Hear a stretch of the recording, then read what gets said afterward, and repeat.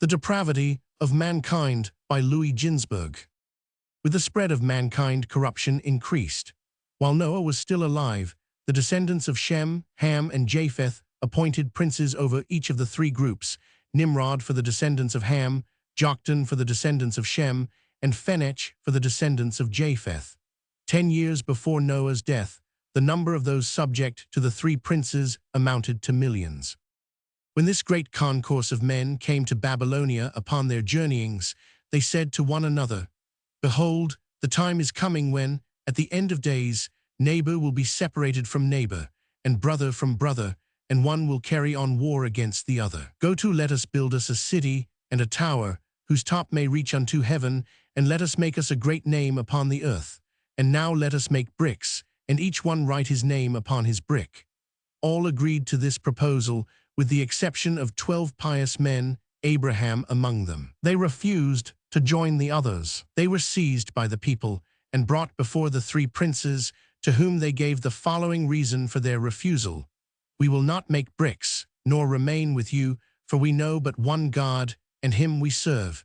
Even if you burn us in the fire together with the bricks, we will not walk in your ways." Nimrod and Phenech flew into such a passion over the 12 men that they resolved to throw them into the fire. Joktan, however, besides being a God-fearing man, was of close kin to the men on trial, and he essayed to save them. He proposed to his 2 colleagues to grant them a 7 days' respite. His plan was accepted, such deference being paid him as the primate among the 3. The 12 were incarcerated in the house of Joktan. In the night, he charged 50 of his attendants to mount the prisoners upon mules and take them to the mountains. Thus, they would escape the threatened punishment.